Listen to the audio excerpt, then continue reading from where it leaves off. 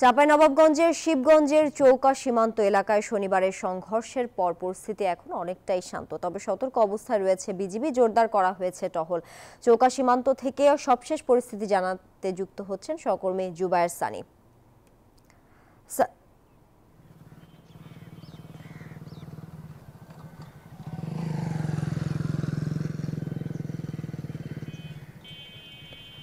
ধন্যবাদ তানিয়া। আমি এখন চৌকা সীমান্তের কাছাকাছি রয়েছি।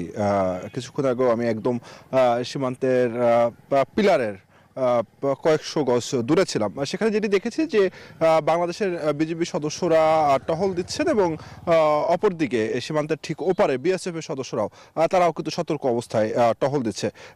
এবং গত পরশু শনিবারের যে ঘটনাটি, দুই দেশের বেসামরিক নাগরিকদের মধ্যে উত্তেজনা, সংঘর্ষ, এরপরে কিন্তু গত 2 দিনের পরিস্থিতি অনেকটাই স্বাভাবিক হয়ে আসছে এবং আজকের কিন্তু কৃষকরা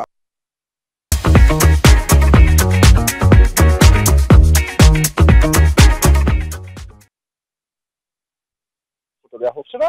অনেক উৎসুক মানুষই যাচ্ছেন, কিন্তু তাদেরকে আসলে সীমান্তের কাছাকাছি যেতে দেওয়া হচ্ছে না। যেটি বিজিবি যেটি বলছে যে তারা সাধারণ মানুষের সঙ্গে কথা বলেছেন এবং গতকাল 59 ব্যাটালিয়নের সিও আমাদেরকে বলেছিলেন যে তারা সাধারণ মানুষের সাথে কথা বলে যে তাদেরকে বোঝানোর চেষ্টা করছে যেন সীমান্ত এলাকায় আসলে কোনো ধরনের জনসমাগম না করা হয় এবং কোনো ধরনের উত্তেজনা পরিস্থিতি তৈরি করা না হয়। তো এখন পর্যন্ত যে বিষয় যে সীমান্তে কিন্তু বিজেপি আমরা দেখেছি যে কোনো সময় তুলনায় এখন টহল জোরদার করা হয়েছে, সদস্য সংখ্যা বাড়ানো হয়েছে এবং সীমান্ত পরিস্থিতি এখন অনেকটাই শান্ত বলে আমাদের কাছে মনে হয়েছে এবং বিজেপি পক্ষ থেকেও বলা হচ্ছে সীমান্ত পরিস্থিতি এখন অনেকটাই শান্ত। তো এই ছিল আমার কাছে সর্বশেষ তথ্য।